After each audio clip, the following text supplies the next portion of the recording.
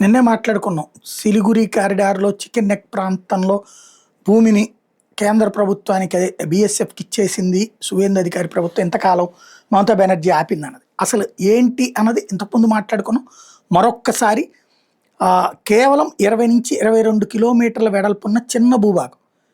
కానీ ఇదే India main ల్యాండ్‌ని మొత్తం నార్త్ ఈస్ట్ స్టేట్స్‌తో కనెక్ట్ చేసేటటువంటి ప్లేస్. దీనికి అవతల వైపు బంగ్లాదేశు, నేపాలు, భూటాను, దగ్గరలోనే చైనా బార్డర్స్ ఉన్నాయి. అందుకనే ఈ ప్రాంతానికి స్ట్రాటజిక్ ఇంపార్టెన్స్ ఎక్కువ.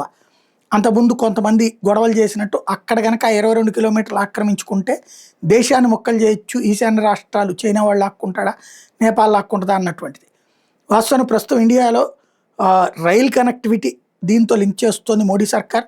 హైవేస్ని అటు కన్స్ట్రక్ట్ చేసుకొస్తుంది, బార్డర్ సెక్యూరిటీని పెంచుతోంది, డిఫెన్స్ ఇన్ఫ్రాస్ట్రక్చర్ ఆ ప్రాంతంలో మరింత స్ట్రెంథన్ చేసే దిశగా అడుగులు వేస్తోంది.